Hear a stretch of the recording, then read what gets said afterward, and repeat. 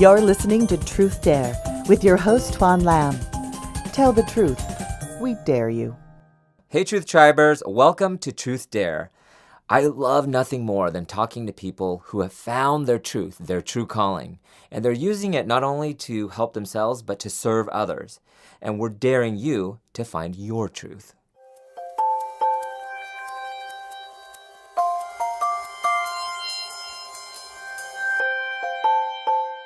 For those of you who know me know that I love me some Mexican food. And if you pair that with a good story, bam, you got my attention.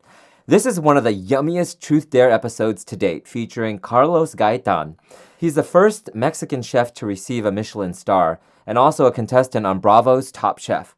I saw my social media feeds populated with Carlos' story and sprinkled with so many miracles that I was hungry to hear more, so I reached out to him. He came to America as an illegal immigrant and worked his way up from dishwasher to head chef and went from restaurant to restaurant and just put in the hard work. And eventually he opened up his own restaurant in Chicago called Mexique. Then he faced a ton of challenges, like over $100,000 in back taxes and debt challenges. His immigrant story and the story about food and faith and family will have you salivating for more, and hopefully you'll be hungry to listen to your truth.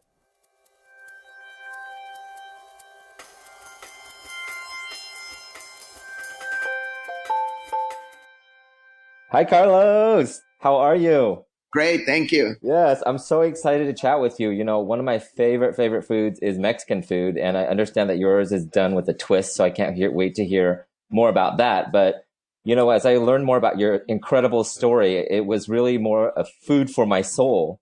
And I can't wait to hear more about your story. So first and foremost, congratulations on being the first Mexican chef to get a Michelin star.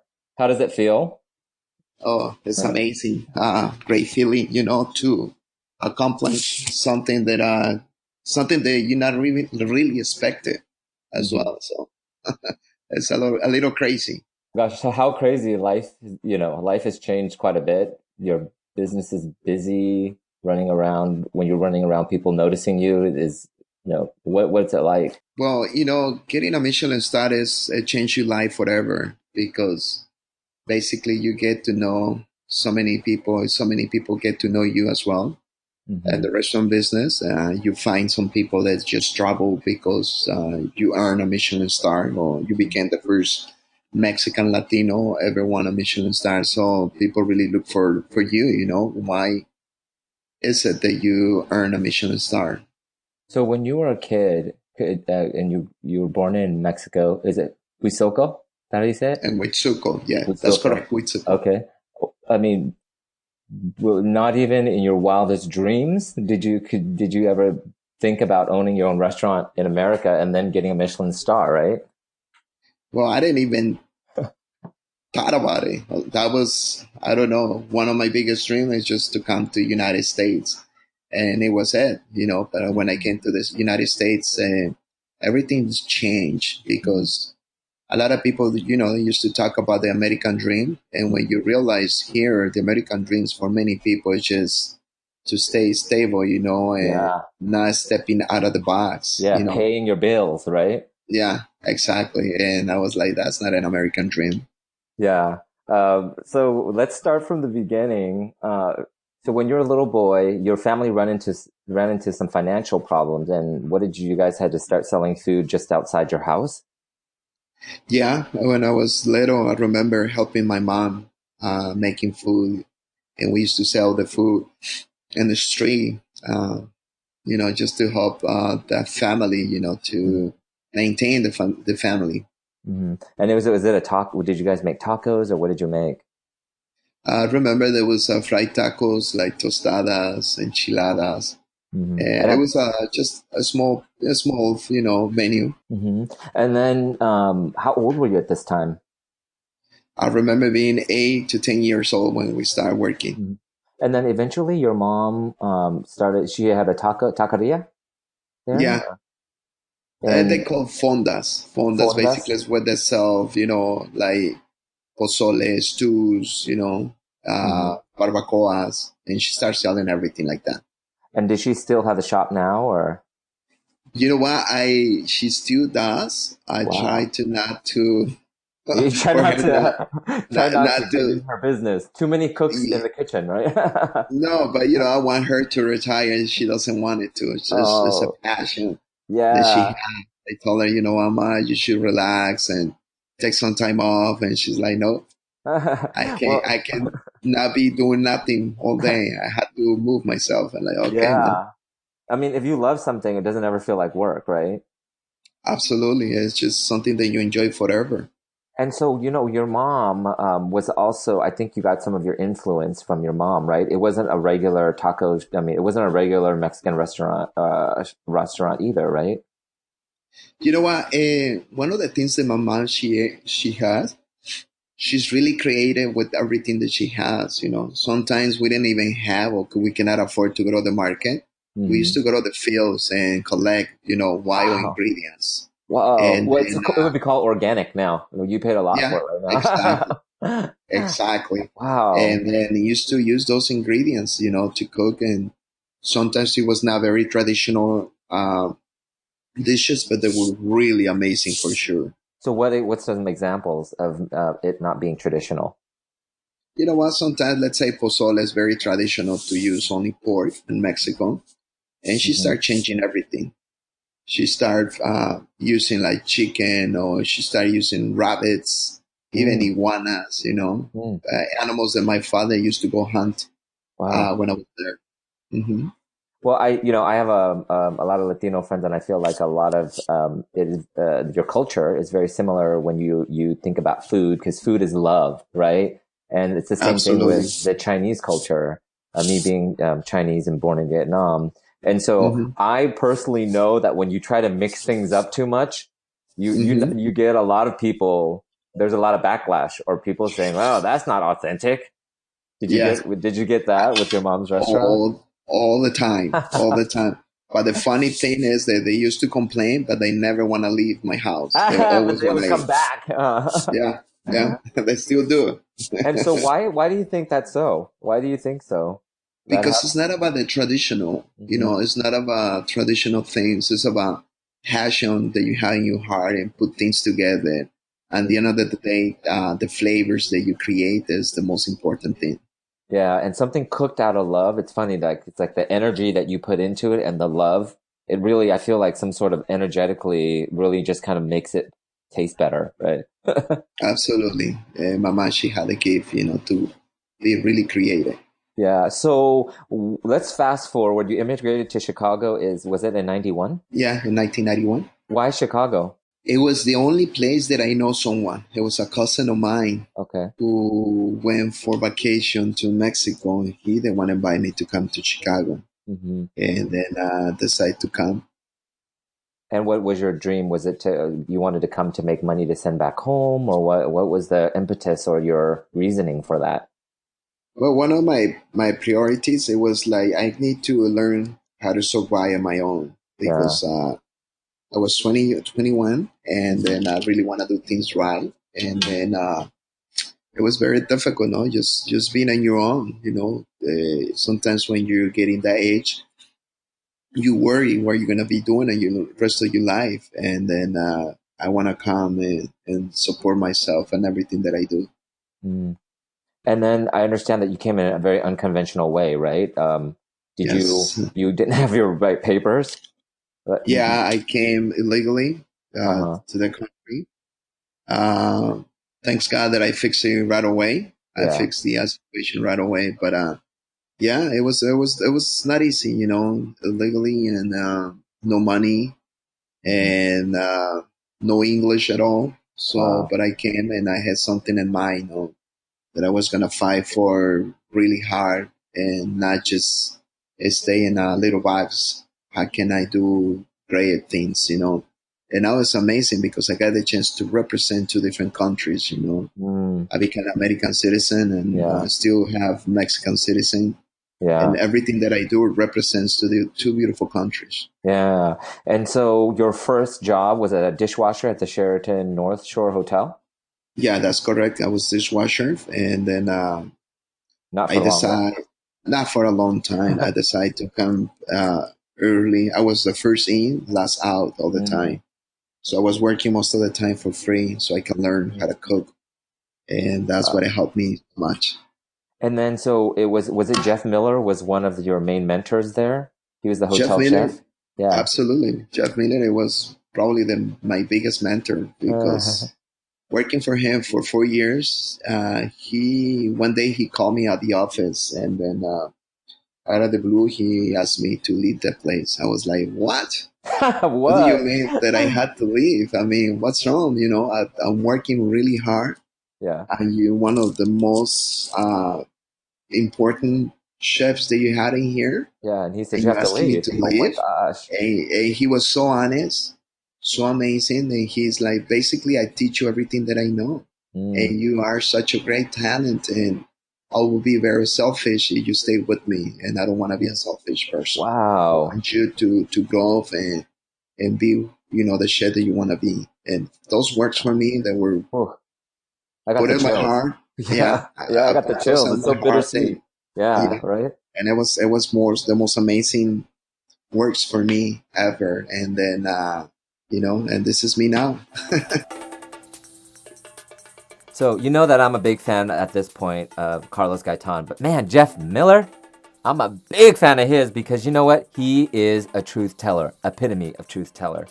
Because this man had told Carlos the truth and said, you know what? You're a better cook than me and it's time for you to go. And so, truth tellers, this is the lesson here, is that no matter who you are and how big you get, always surround yourself with people who will tell you the truth.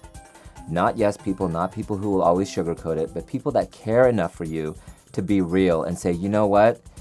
You have reached your potential here. It's time to move on and learn how to let go. Now back to our conversation.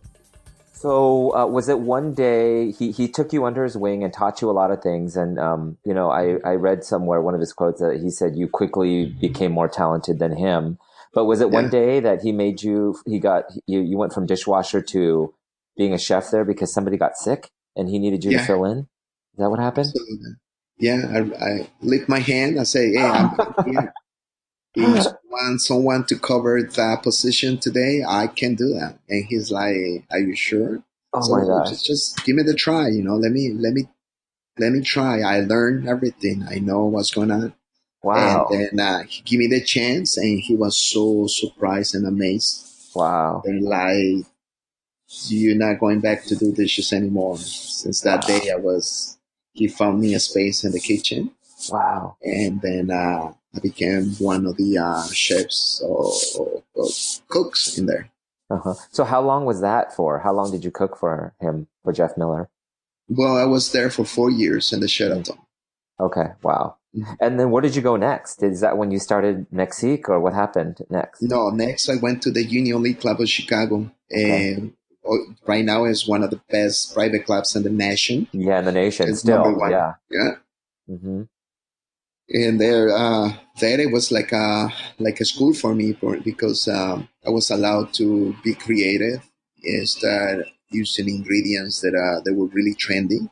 Mm-hmm. So I did a lot of homework, and I didn't went to cooking school, but I did a lot of homework, Mm-hmm. searching, for new ingredients, new techniques, and I can use a lot of things and Yeah. develop so many recipes, develop so many dishes in the Union League Club. It was my school.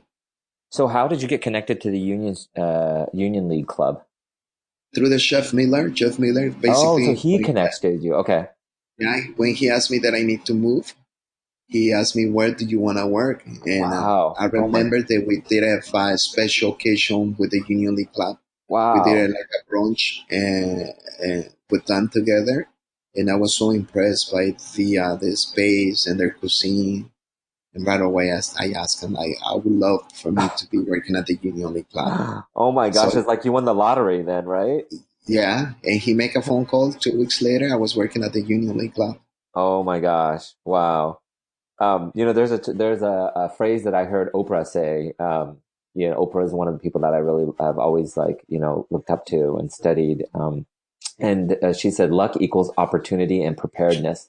Luck doesn't just happen. Luck is when you have the opportunity and you prepared. Like you said, first one in, last one out, always looking for that next opportunity and being ready for it, right? Absolutely. I really like agree with that. And so, how long were you at the Union League? I was there for 8 years. Wow, 8 years. Yeah. And then So is that where the seed was planted for Mexique or your restaurant now? no, Okay. one time I did a dinner for the French embassy Mm-hmm. when I was at the Union League Club. I was the banquet chef, Mm-hmm. and then it was 600 people, and Wow. it and those 600 people, it was a lot of chefs from France that they came. And then when it was the day to do the dinner, uh, they came early, some of the chefs, and they're like, "Where's your boss?" And well, my boss went home. Every day my boss at 5 o'clock was home. Uh-huh. And they're like, "Who's gonna be in charge of this dinner? I mean, it's so important to us." I was like, "I normally am in charge." And they're like, "What? How can you be in charge? So important." I'm like, "But this is what I do every day." So they Yeah. got really nervous, and I can tell. And I noticed they're making phone calls, and then they brought some chefs Mm-hmm. for other French restaurants around, Chicago area. Yeah. And then just told them, I say, listen, I know you guys really nervous about this dinner. I got everything in control. Let me start doing it. If you see that I need help, just jump in. And they're like, okay, sounds fair enough. Were you So were you late, scared? no, because this Okay. is what I do. Yeah, you're just What like, I used to oh, do. this is your For talent. Yeah. for me, that was just another day. So when I Okay. finished that dinner, they came, shake my hand, apologize about it. Mm. And the next week, they call me to ask me if I want to be part of their group, and they want to give me a French restaurant in Chicago, Oh so I my can God. be the executive chef. Wow. And I was like, seriously? And they're like, yeah, we need a person like you, a chef like you. They got passion, they know what to do. And I was like, listen, I don't know not much about French cuisine. You guys teach me. I will be more than happy to take the job. So they agreed with that, and I took the job. And I was the chef of Bistro Margot for 3 years. Wow. And it's where I got more in love, with the French influence, the Yeah. Mexican cuisine, Mm. putting everything together. And it's where I started thinking about open Mexique.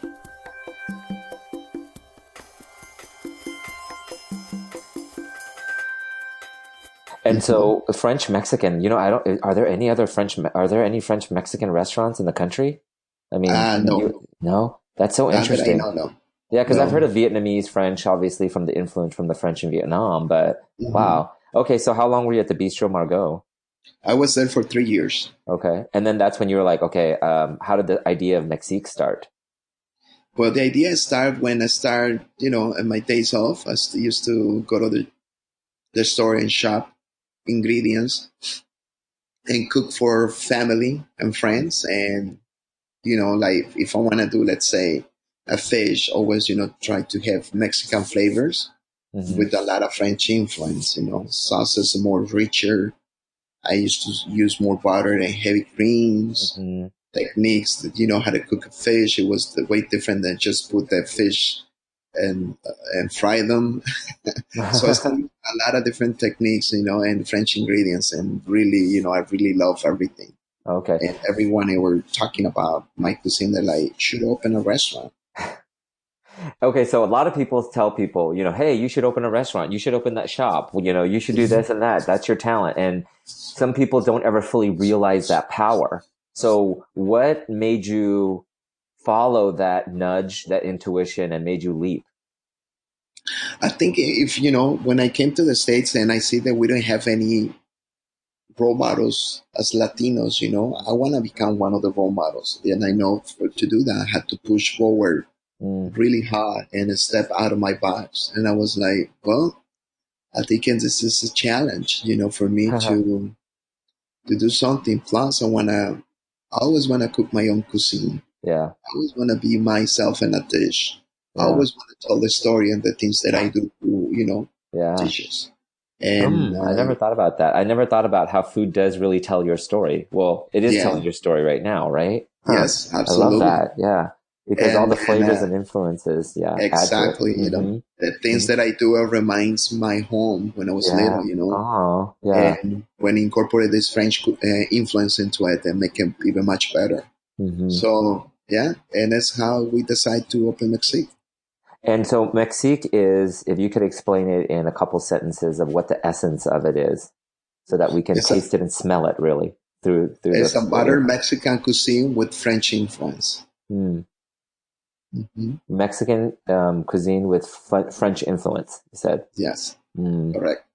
And so it seems like you were influenced by your mom, because remember where her taqueria was not, your typical pozole with pork. It was Absolutely. with rabbit and all this stuff. So would you say your mom was a big influence in your cooking? I think she teach me a lot of how to using ingredients. Let's say if I want to do a really traditional Mexican dish, Mm-hmm. but I don't have the ingredients, the main ingredients, I can get creative and come up with something different, and the result is going to be much better than Mm-hmm. when it's traditional. I love that you're making it authentic to you while thinking outside of the Yes, box. I love that kind of like juxtaposition. I love that. And it becomes then your own and authentic to you. And I think that's what people really gravitate towards in life, right? It's like if you're really absolutely, who you are and do what you love and not really care what other people, the naysayers, the critics have to say, and you follow that heart, you overcome those challenges. And you just talked about challenges. There's so many different challenges you faced, right? you know what? Is the beauty of life is they give you so many challenge in life, Mm, and then when you learn to do steps of those challenge and a step on those challenge, you're gonna reach up there. You're gonna reach one day, mm, and you don't want to be a number. You want to be the difference all the time, and that's what I'm uh, doing. I want to be a difference. I love that. Yeah, I love that life offers you challenges, and a lot of people don't take on those challenges or don't work through that difficulty. Mm-hmm. And instead they just are like, okay, I'll just go back and be normal or be regular, not normal, but regular, and not really fully realize your full potential or who you could be, your fullest Absolutely, essence of who you are, right? It's like a dish can be, absolutely. you can eat like maybe like a al pastor, taco, Mm-hmm. and it could be very good, great. And it's just like your typical, but then Yeah, when you go to another place, you're just like, ooh, there's that extra spice to that. And yeah, it kind of messes with your psyche and your palate. And there's could be a sophistication or something very, rewarding, if that were, or different absolutely, that you're, absolutely. yeah. You can tell I love food because food was love to me. Growing up Asian, it's like Chinese. I had Chinese parents, but I grew up in America. We're immigrants too. And, Mm-hmm. my mom never said I loved you, never really even kissed me, Okay, but, she only hugged me when my dad died in year 2000, early 2000s.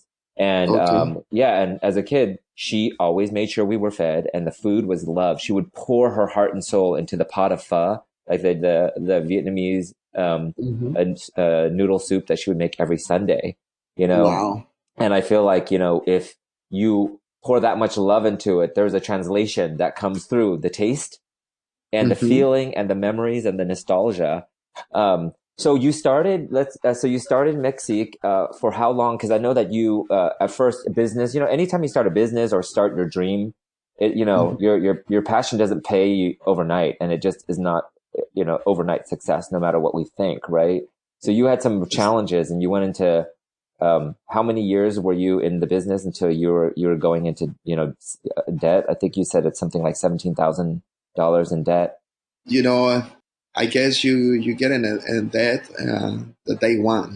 Oh yeah, when, right when you start. when Yeah. when you start, I mean, troubles start came in when we bought the building, and we thought, well, we're gonna buy the building, and then 3 months we're gonna be open, and then it's gonna be hopefully, just enough credit that we have, so to support 3 months rent. We know no working, so we would do that, and it took us 1 year, 3 months for us the day that we signed for the building until we opened the doors. So Wow. we were not expecting that long, and then God it came and do so many miracles in our life, Yeah.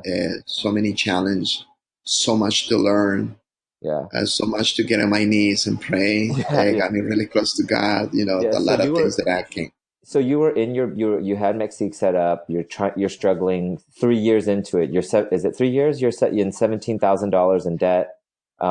You It can't was more was it than that, more more than than that? seven. Yeah, I mean the first year that we opened, Mm-hmm. I remember that we opened in May 2008. So Mm-hmm. the next 10 months we had to renovate some license, Mm-hmm. and we found out that we haven't paid taxes. And like, Oh, what taxes? What are you talking about? yeah. So we never own a business, and they're like, Oh "Well, my you own God. so much, almost $100,000 in just taxes." Oh my gosh. Yeah, so we like what? So we had to come up with a plan to pay those $100,000 Oh just my in God. taxes. Wow. It was really hard. And then there was Really. and then also you have over $100,000 in debt. You feel like you're being swallowed up by it, and then you can't pay your liquor license and your business license, and it all came to a halt one morning, or one day. Was it a Monday or something that you had said that Yeah, you were in your apartment above, in the same building, and and you were just gonna close, right? You got down on your knees. What happened? yeah. That day, that was November 2012. Basically, we had a very difficult year, and then we losing money, and then the license they were going to expire on Friday, and then I talked to my partner and said, you know what, by Friday is the last day that we're going to be open, because to Friday we got no license, and I cannot afford to be losing more money. So we're closing the doors for Mexique. Oh my And I gosh. just get on my knees and pray to God. So So you know you, what? wow. So you and your wife got on your knees the night before, or Yeah, was it the day yeah, before? yeah. That was the Monday. Oh my And God. then by Tuesday morning, I was walking downstairs in the restaurant, and my phone rings, and I answered the phone, and it was this young lady telling me they follow me since I opened, and they were really excited about the things that I do, and big fans of Mexique, and I was gonna be the first Mexican ever won a Michelin star, Oh my gosh. I and I got the was chills listening to yeah. that. So it was just one day before, one day after, and then Wow. Wednesday, my restaurant it was packed. Thursday was packed, and so Friday I had little money to do down payment, so we can keep it open. Wow. And now it's a story, to come, a story to Wow. tell. Oh, I got the chills. I mean, like, what do you make of that? Like, what? You know, Thank God. I mean, like, coincidence? Like, what? no, you have to just believe. You have Yeah. to believe that sometimes, as a human beings, we have barriers. We Yeah. cannot go through the walls, but we had someone, can open the doors for us. Yeah. One of my favorite parts of the conversation is when Carlos talks about him getting the Michelin star and the miracles around that. And he says, you just have to believe. And this is the hard part for a lot of people, because a lot of people say, I believe, and they don't really feel the belief. It's almost like being kind of pregnant. You can't kind of be pregnant. You either are or you aren't. And so the idea that I was grappling with was the idea of surrender and giving up, because a lot of people think it's the same thing.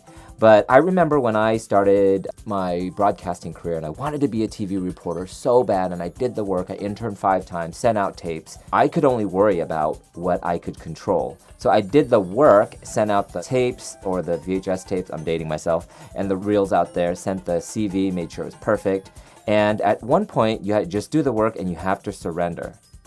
And you just have to let it be and live in the energy of doneness. And that's where the magic happens. Now back to our conversation. And so what would you say to people that, somebody that wants to start their own business or really chase their dream of acting or singing or dancing or whatever it is, and, they're, in debt, need to You know eat, what? trying to figure it out, like, how do you believe? Yeah? We had to. One of the biggest things that happens to me, I start believing in someone, Yeah. because you're gonna go through a process that you're gonna go so many challenge, and it's gonna be really hard and really tough, and you're Yeah. gonna need someone to count on it. Yeah. And when you get someone that you're gonna count on it, in this case, it was God for me. Yeah. It was the most beautiful thing that ever happened to me because I feel like I was not alone, Yeah. and Mm-hmm. miracle to miracle to miracle, and doing things right, a lot of things that I didn't know how to do, I learned how to do, and it was just a learning process for me. So Yeah. it's hard, but it's beautiful. Yeah, that's so beautiful. I always think in life, all the challenges that I've been through, you're going through it and it's hard to see, but it's like you're scattering these dots, imaginary dots behind you. And then you look back when you learn it, but you have to learn it. And then when you learn it, you're like, oh my gosh, you can start connecting the dots and you can see like the miracles or the story kind of unfolding the way it's special to you, the way it's supposed to be. Yeah. No, I was said, yeah, that's sometimes life will give you so many challenges for you to learn, and you become, the living example up there, Mm. the living testimony of the things that God can do for you. Yeah, yeah.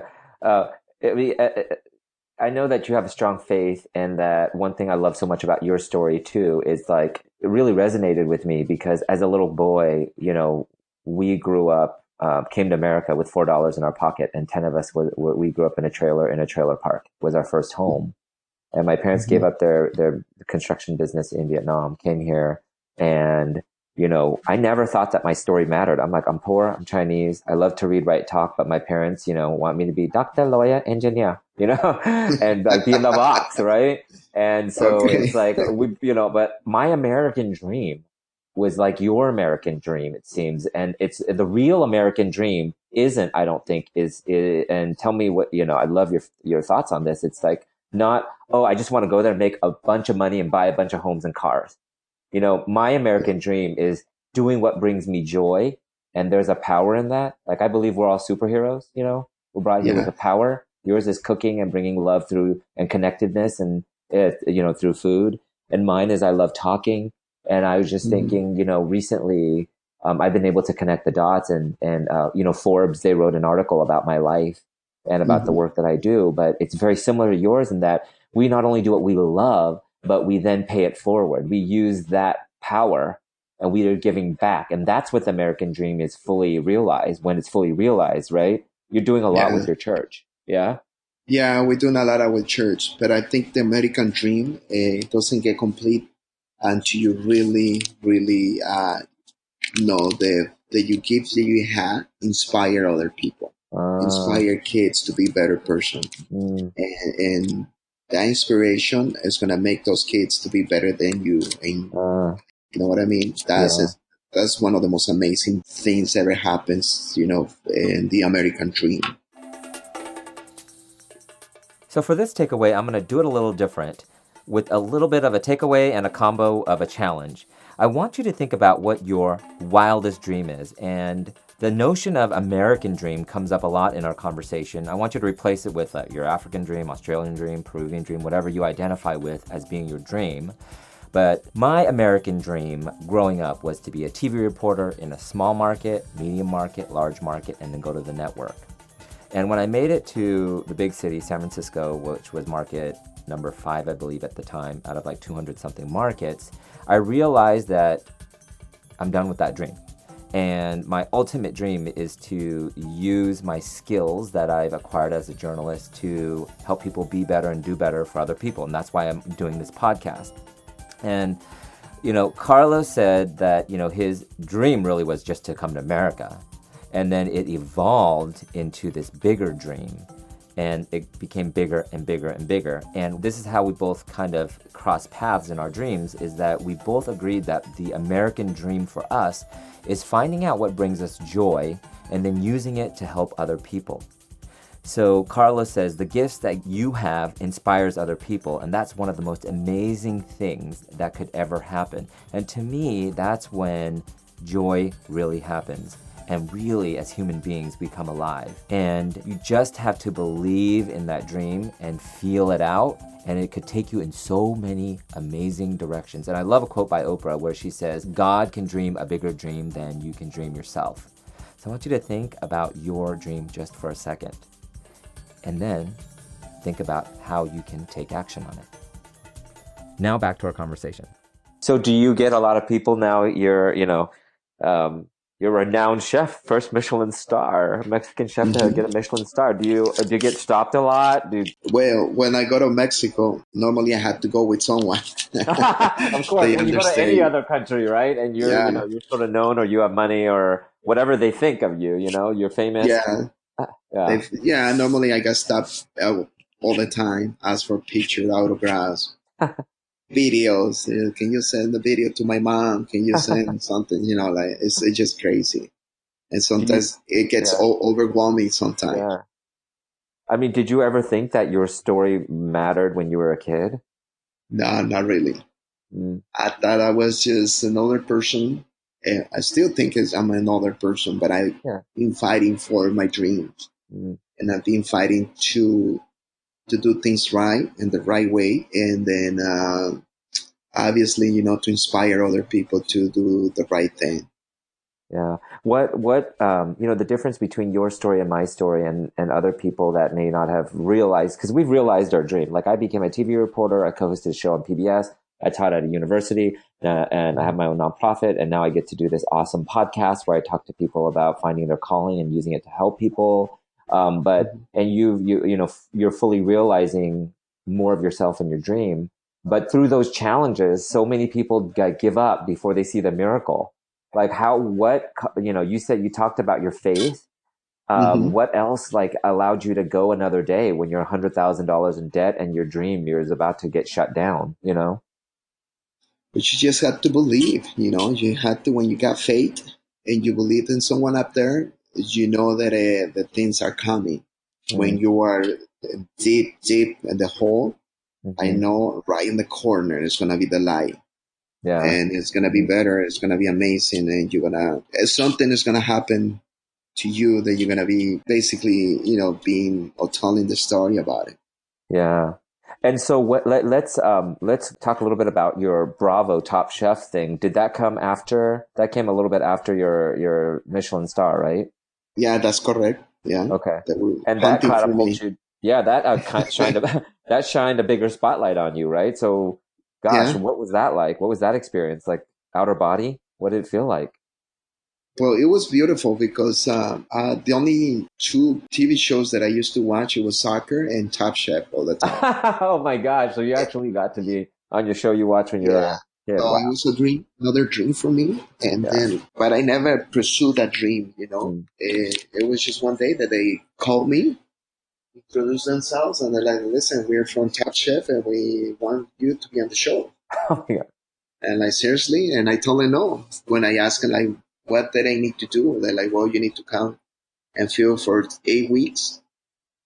And you're gonna be no connection with nobody, just filming and everything, no phones, no nothing. Wow. I was like, no, I never been, with my kids for so long. I was like, Wow. no, thank you. And they keep calling me and I keep saying no. Until one day, my daughter, she's like, Pa, I think you should go and we help you to take care of the business and we do our best. It's your Uh-huh. dream. And I think it is your dream. It's our dream too. Oh. And like, it got me so much curious. And I was like, well, let me call them. Uh-huh. And I called them and I say, I'm ready. And they're like, well, we've been waiting for you. And so welcome. So wait, so you have a daughter. How many kids do you have? I had two kids. A boy and a girl, Yeah. or Yeah. My daughter's 19. My son is 14. 14? And do they want to get in the business, the food business? No, Oh, no, they're not no way. crazy enough. I know, right? You have They to be a got little their, crazy to. yeah, they see, how much work it takes to be Yeah, where I am and to run a restaurant, and they want to do their own thing. yeah, And I think it's important, they understand, their dreams yeah, is what they absolutely. need to pursue, Yeah. something they're going to be very happy.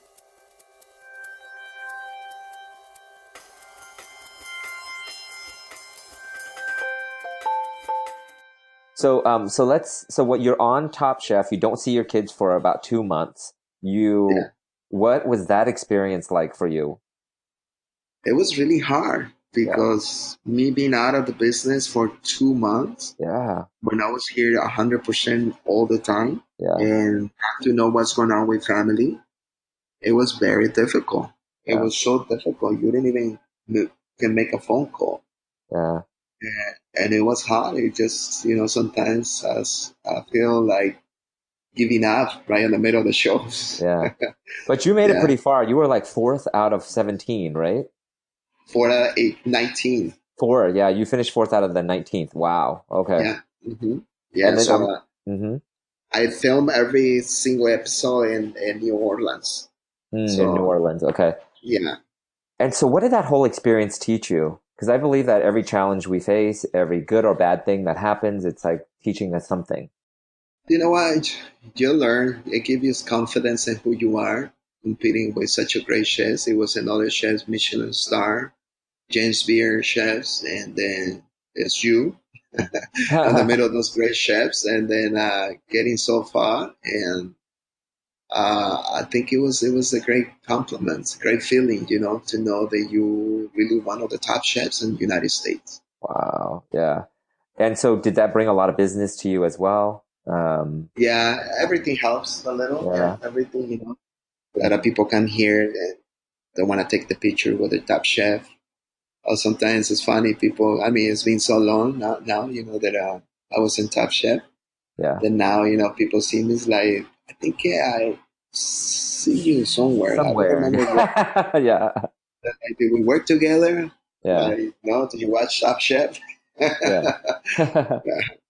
I love that you are so humble and you're like, and then I'm amongst all these other amazing people. And, I just want to hold a mirror to your face right now and reflect and say, I mean, you're amazing, your energy, your passion for what you do. And it seems like you don't cook because you are cooking for a star or for acknowledgement, right? No, What do you cook no. for?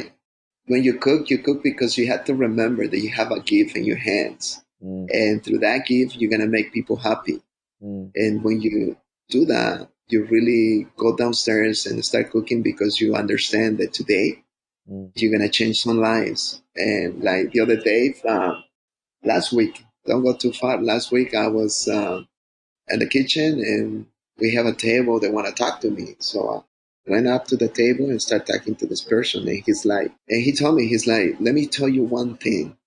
Your food reminds me that there's a God up there. Oh my gosh, I got the chills. And I was like, really? He's Wow. like, yeah, sometimes like it makes me believe that your food is so special. It's been touched by someone very special. Oh. And I was like, whoa. I got the chills So, all on my body right now. I mean, wow. yeah. So, I was like, well, thank you, And most of the time, when people come here, they're like, wow, this is the best meal in my whole entire life. This is the best lamb chops ever, And I love lamb chops. I've been eating the lamb chops all the time, every day. But yours are the best. Those things that just motivate me most of the time. How can I do my food even better the day before? Wow, that's amazing. And so, Yeah. one thing we were talking about earlier about realizing your dream is not only saying that, oh, look, I can cook really well or I can talk really well, but actually using it to pay back and to give back. And I know that your church has played a big part in your faith and your success, right? Yeah, that's correct. Casa de Dios, is it called House of God? Uh-huh. And so how did Sí. you, yeah, so, yo hablo español un poquito. No, I only speak a little bit. I really need to learn because it's like, I know lots of words, muchas palabras, but like hard to put it together. I always tell people it's like I was Latin in my past life because I just have, ever since I was a kid, I would like understand words like alfombra, I knew it was a rug, or one of my favorite words, sacapunta. It's like I knew that it was a pencil sharpener. And it's just like, my dad spoke many languages, like 8 languages, a lot of Asian languages, Chinese, Vietnamese, Taiwanese, Oh, wow. and Fukien, and like meant English and a little French or whatever. And nothing close to Spanish, but I would be like, Papa, Dad, accidente. And they would be like, what? How do you know this, child? So that's why it's like, there's a strong, I don't know. Awesome. One of my favorite foods, my friends know every time I always want to go to Mexican food or some sort of Latin food. So it's funny how like I didn't grow up influenced with that food or with that culture a lot, but it's just like resonates with me so much. And that's one of the reasons why I was so excited to chat with you. I was like, oh my God, I can't wait to one day eat at this restaurant and hear his story. And So tell me a little bit about Casa de Dios and how they were a part of your success, both like personally, professionally, and spiritually.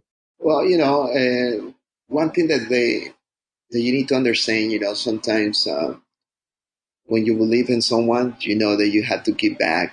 Like God can pour you so many blessings in your hands. Mm, But if you don't share those blessings with other people, how mm. can He give you more when you got your full Uh, hands? I love Uh, that. and then you have to give those, pass it away to other people. So Yeah. we have a lot of people, we have refugees from Africa. We give them the chance to learn music. We pay for everything normally. Uh, how can we keep those kids out of the street, from gangs and drugs? Keep them busy, learning just to play an instrument or just to. My daughter is really well. She's really good about helping those kids, Mm, helping with the homework, uh, teaching them how to speak English, all this stuff, with the refugees they're coming from countries that are really difficult, a mm, very difficult life. And I know we have 7 kids right now living under our house, mm, 7 brothers. mm, Their parents cannot afford to have them. The parents, they're not capable. The father is about 82 years old. The mom has some mental issues. And so instead, the government taking the kids to different families, we just adopt them to keep it with us.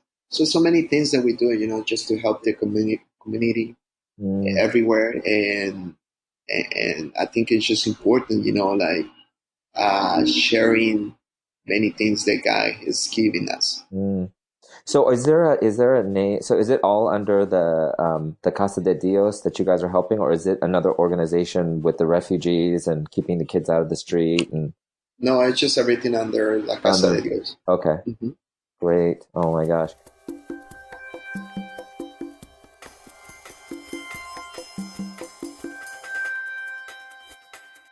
What do you feel like your message is? Like you're living this great big life now, and so many people listening are, most of America, a lot of America is made up of refugees, and so many of us, I believe that we all have a power, and a lot of people don't realize that, and they have this dream. What do you think your legacy is? What do you make of all this? Well, you know what? The legacy is once again, like to make sure that our young kids they become better persons than the ones that we are right now, better Mm, professional in everything that they do. They mm, understand life is about making other people happy through the gifts that we have. That's my mm, legacy, mm, making sure that my kids understand that they have a special gift. mm, Utilize it to make people happy. Utilize it to be happy themselves, mm. and that's what I want. I got the It's chills not because about it's not about the money, because yeah, sometimes we can do something that we really enjoy, but we don't make money. yeah, yeah. But sometimes money doesn't give us, happiness. Yeah, I mean, Money, money is just a tool, right? And it's just one part of it. Yeah. In the absolutely. Forbes article I was talking about, just really one of the quotes that they pulled out to make the quote of the day for Forbes was very similar or in alignment with what you're saying. And the quote was um, something that I said along the lines of, we're all born with a superhero power. And with that Absolutely. responsibility, we must use that power to the fullest capacity in service of others. And, and, Absolutely, I and agree. that is what it's all about. Absolutely. One of the things that I say very similar. I'm one of those heroes that don't use cape. I use apron I instead. love it. I love that. You need to market that. You should have that put on a apron and sell Yeah, it there. Oh yeah. my gosh, No, I you love can just that. use capes. Okay. I will next time when I come to your restaurant, I'm gonna come to your restaurant next time I come to Chicago, and we'll have to get that made, or I hope to see that there. Sounds great. Sounds great. Yeah, I really cannot wait to taste your food and to meet you in person. And I just am so honored that you're sharing your story with me and the world and sharing your cooking, your miracle, you know? Thank you. I'm looking forward to see you over here. Yeah, so I have a couple quick questions, 10, or so, I just have some very quick questions to ask you, and you just answer really, quickly. Just something fun I like to do, 10 or so questions. Okay. So who is your food hero? Thomas Killers. Thomas Killer? Yeah. Why? Because I heard he's very humble. I heard that he's a great chef, a Michelin star chef, and I heard from people that work for him that he's still using the mat.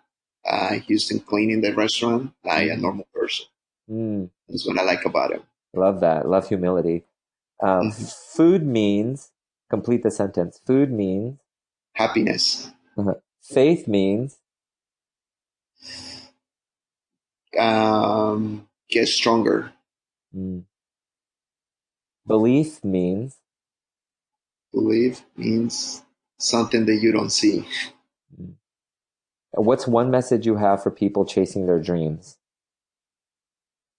Pursue your dreams when you up, when you awake, Mm, right not when when you you're sleeping. get. We have a lot of time to sleep when we die, right? Yeah. Being on Top Chef was like, Be confident into myself. mm, favorite food?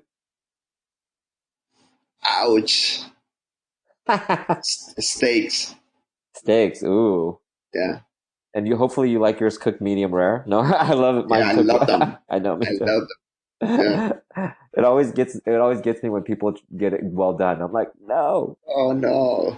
My family means, Everything. uh, and your hero is My hero is Ratatouille. Ratatouille. Yeah, from the movie. I love that movie. Yeah. If you could cook for one person, who would it be? One person you haven't I cooked was for like, yet. oh, that I haven't cooked for him? Yeah. Oh Lord. Ooh, it should be my grandfather. Mm. Is your grandfather still around or No, no? Okay. And no.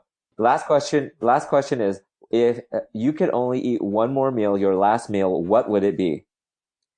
A steak, goat cheese fondue, and tomatoes and Ooh. avocado.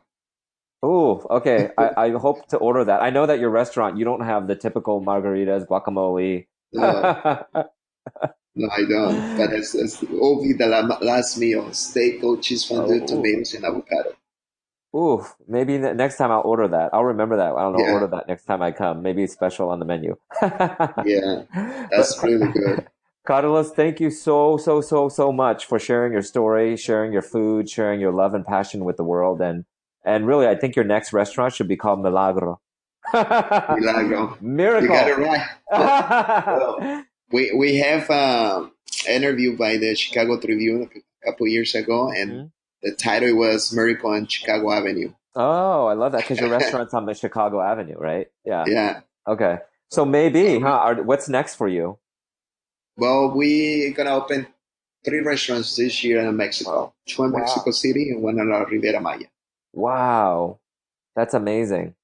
Okay, well, I Yes. haven't been to Mexico yet. I'm going to the Yucatan Peninsula at the end of the year. So, at some point, Um, I'll have to meet you there too. But, for sure, well, I'm just so honored to, hear your story. I can't wait to eat your amazing food. I could tell that you just pour your love into it. So, and that's what makes things so delicious.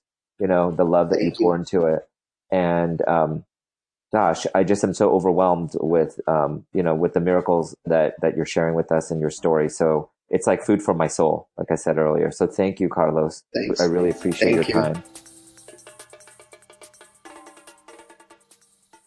Okay, Truth Tribers, here's the wrap up. Surrendering versus giving up. Surrendering to me, is doing your best and giving it your all and then releasing it to the universe or God or whatever you want to call it. I call it God. Whereas giving up is just being so scared and then kind of doing it and tiptoeing and kind of thinking you believe but not really believe and kind of being pregnant like we talked about and not really giving it your all and then just not doing it at all. So surrendering to me is not giving up. And also surrounding yourself with people who are truth tellers in your lives, people who will be real with you and care about you enough to tell you the truth and they are your real teachers. And the American dream, or the wildest dream for you, means having a dream or a goal that feels right to you and doing the work, and doing a lot of work, but pivoting as your story unfolds and feeling that authentic energy and the realness, and then witnessing and celebrating the miracles. Again, the American dream, or the wildest dream, is more than just attaining more stuff. It's about doing what is authentic to you and what makes you feel most at home, what excites you out of bed, and then sharing it with others. Trust your truth. I dare you. This episode is brought to you in part by Mobility WOD. That's WOD, known for Workout of the Day. If you're struggling to get into good positions in your training and workouts, and your movement is causing you undue pain and grief, check out Mobility WOD. They believe that every human being should be able to perform basic maintenance on themselves. Mobility WOD is offering Truth Tribers a special 20% off an annual membership with the code TruthDare, of course. Go to mobilitywod.com, that's WOD, to start your membership. Mobility WOD, full potential, full power. For those of you guys who know me, know that I love me some flip-flops. And we're sponsored in part by one of my favorite flip-flops, Malaco. They leave positive messages in the sand. And for each pair you buy means a child in poverty gets a pair of shoes. Malaco, good for your soul and your soul. That's www.moeloco.com. You've been listening to Truth Dare with your host, Tuan Lam. Subscribe to our podcast on iTunes, Google Play, or Stitcher. And check out our website at truthdaretalk.com. Follow us on Facebook, Instagram, and Twitter at TruthDare Talk. You can join our conversation anonymously and tell us your truth. Click on the SpeakPipe link on our website at truthdaretalk.com and use your mobile phone to speak your truth. Your truth is welcome here.